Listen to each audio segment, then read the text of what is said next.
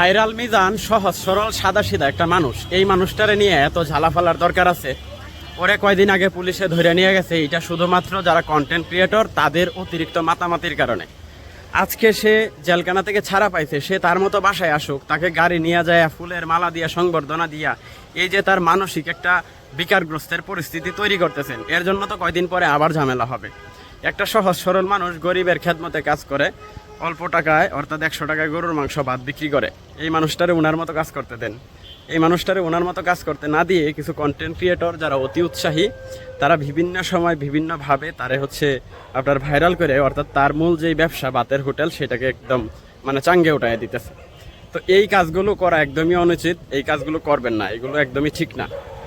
সে বের হয়েছে, তাকে আবারও আগের মতো যেভাবে ব্যবসা করতেছিল সুন্দর মতো ভাইরাল হওয়ার আগে সেভাবে ব্যবসা করতে দেন। এতে করে কিছু গরিব ও সহায় মানুষের ভালো হবে। একবার তার ভাতের হোটেলটা সিটি কর্পোরেশন কর্তৃক উচ্ছেদ করে দেওয়া হয়েছে, এটা একমাত্র কন্টেন্ট ক্রিয়েটরদের কারণে হয়েছে। এখন আবারও যদি টোটালি তার ভাতের হোটেলটা বন্ধ করে দেওয়া হয়, সেটাও একমাত্র এই কন্টেন্ট ক্রিয়েটরের কারণে হবে। এখন কন্টেন্ট ক্রিয়েটররা তো তাকে দিয়ে ডলার কামাই করে নিতেছে, লক্ষ লক্ষ টাকা পুঁজি করতেছে, কিন্তু মিজানের ভাগ্যে কি আছে? মিজানের ভাগ্যে শেষ পর্যন্ত হাতে হারিকেন নিচতলায় ভাস, এছাড়া আর কোনো কিছু থাকবে বলে আমি মনে করতেছি না।